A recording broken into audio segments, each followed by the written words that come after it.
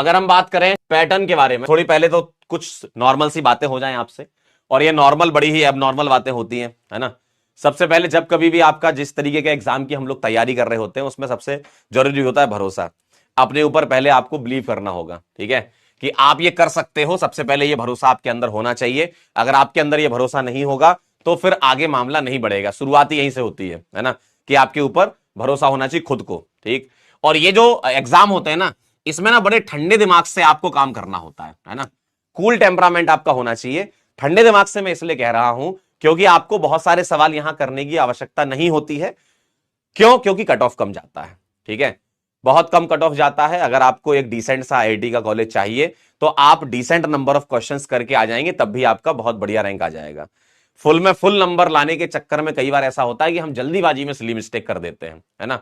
तो पहले आपको यह ध्यान रखना है कि भाई साहब हर एक क्वेश्चन को अटेम्प्ट नहीं करना है। आप कहोगे सर हमारी तो पूरी तैयारी, हम तो सारे अटेम्प्ट करेंगे। तो धीमे धीमे चलो, पहले धीमे धीमे चलो। अभी बताऊंगा किस तरीके से आप पेपर को अटेम्प्ट कर सकते हैं, ठीक है। लेकिन हर एक सवाल को अटेम्प्ट करने के पीछे मत पड़ो कि मुझे को तो सारे सवाल अटेम्प्ट करना है। तो भाई डोंट अटेम्प्ट एवरी क्वेश्चन। हर एक सवाल अटेम्प्ट करने लायक नहीं होता है। कई सवाल पेपर में ऐसे डाले जाते हैं कि जबरदस्ती जानबूझ के आपको फंसाया जाए वहां पर, ठीक है। और फंसाया जाए, फंसाने में तो देखो कैसे भी फंसा सकते हैं। जो पेपर बनाने वाले हैं वो आप ये समझ लीजिए हमसे बहुत ज्यादा स्मार्ट है, ठीक है, तभी वो पेपर बनाने के लिए वहां बैठे हैं। और बहुत मतलब इंडिया के नंबर 1 एग्जाम की आप तैयारी कर रहे हो, तो आपको इतना तो मान के चलना है कि सामने वाला हमसे स्मार्ट है। बस हमें अपनी स्मार्टनेस कितनी दिखानी है वो पेपर में आपको अपने कूल टेम्परामेंट से उसको दिखाना है, ठीक है। ऑर्गेनिक केमिस्ट्री की जहां तक मैं बात करूं, है ना, अगर इन जनरल पेपर की बात, अभी तक जो मैं कह रहा था इन जनरल पेपर की बात, लेकिन अगर ऑर्गेनिक केमिस्ट्री के अंदर में चला गया तो ऑर्गेनिक केमिस्ट्री डुएबल होती है ना। कोई सवाल ऐसा नहीं होगा कि जो आपको बहुत हद तक परेशान कर ले। कोई सवाल ऐसा नहीं हो बहुत हद तक परेशान कर ले। हाँ, हो सकता है कि पेपर का लेवल उस तरीके से आ जाए, कुछ भी हो सकता है ना। तो आप उसी की तो तैयारी कर रहे होते हो ना, कि आपको एक आध सवाल, दो सवाल ऐसे दिखें कि यार सर ये तो पहली बार में स्ट्राइक ही नहीं कर रहे। ऐसा हो सकता है आपके साथ, है ना। लेकिन यूजुअली ऐसा देखा गया है पिछले 10 साल 15 साल के, आप खुद पीवाईक्यू उठा करके देखोगे, अगर आपने तमीज से तैयारी की है, अच्छे तरीके से आप पढ़ के गए हो, तो आप आराम से अटेम्प्ट तो कर सकते हो, ठीक है। बाकी आप जैसे तरीके से सॉल्व करोगे उसके हिसाब से आपको चलना है, ठीक है। तो ऑर्गेनिक केमिस्ट्री डुएबल होती है, कोई इसमें तकलीफ वाली बात नहीं होती है। अगर 100% को मैं कैटेगराइज करूं कि भैया अगर 100% अगर ऑर्गेनिक केमिस्ट्री आपकी आई है तो 70% तक आप आराम से बना सकते हो, ठीक है। 70% तक आप आराम से बना सकते हो। अब इसमें किस पर फोकस करना है? हर साल ऐसा देखने को मिला है कि नेमी रिएक्शंस वगैरह आपको यूजुअली दिखती हैं यहां पर, है ना।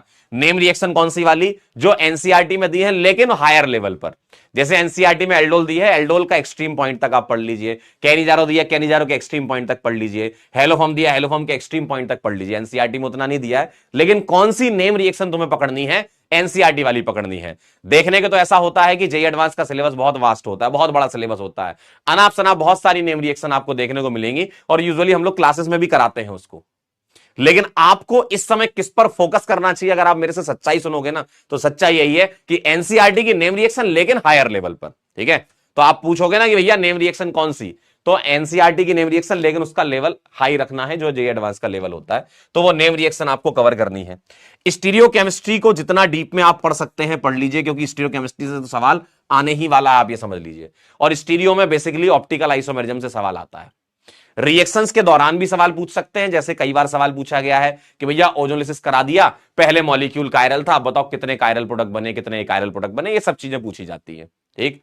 तो इस बात पर ध्यान दीजिएगा, स्टीरियोकेमिस्ट्री आपको अच्छे से कवर करनी है, इसके अच्छे सवाल करने हैं, ठीक है। नेम रिएक्शन को डिटेल में पढ़ना है और रिएक्शन मैकेनिज्म को मास्टर करना है, ठीक है।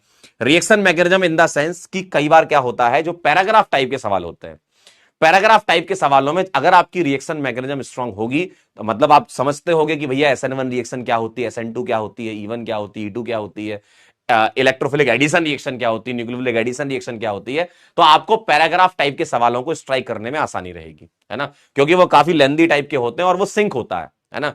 मतलब जैसे अगर तुम यूजुअली क्लासेस में सवाल करते हो कि A से B बना दिया, B से C बना दिया, C से D बना दिया, लेकिन वो उसको लैंग्वेज के फॉर्म में लिख देते हैं, है ना। तो वो तुम्हें पता होना चाहिए, उसके लिए तुम्हारी पकड़ यहां पर होनी चाहिए, ठीक है। इस जगह पर पकड़ होगी तो आप उस टाइप के सवाल क्रैक कर ले जाओगे। और पैराग्राफ वाला सवाल अगर आपने क्रैक कर दिया ना, बहुत ज्यादा चांसेस हो जाते हैं बढ़िया नंबर आने। क्यों? पैराग्राफ में 2 सवाल तो मिनिमम होते ही है, ठीक है। तो ये चीजें आपको यहां पर ध्यान रखनी है। अगर हम बात करें कि भाई पेपर को किस तरीके से अटेम्प्ट करना है, तो आपको पेपर को 3 राउंड में डिवाइड कर लेना, राउंड 1, राउंड 2, राउंड 3। और ये चीज अभी से प्रैक्टिस करें, ये तो एग्जाम के लिए बता रहा हूं, इसको अभी से आप मॉक टेस्ट में अप्लाई करें।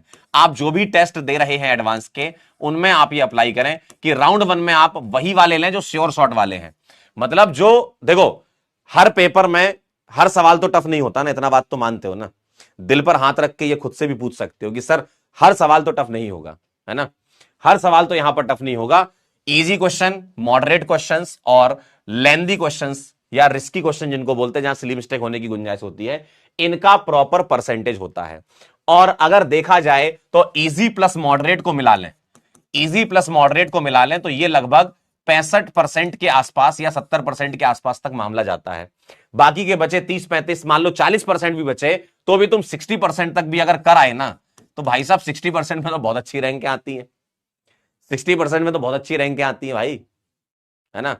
तो आप इस तरीके से मत पीछे पड़ना कि नहीं मेरे को तो टफ सवाल करने हैं, टफ सवाल करने हैं, टफ सवाल करने हैं।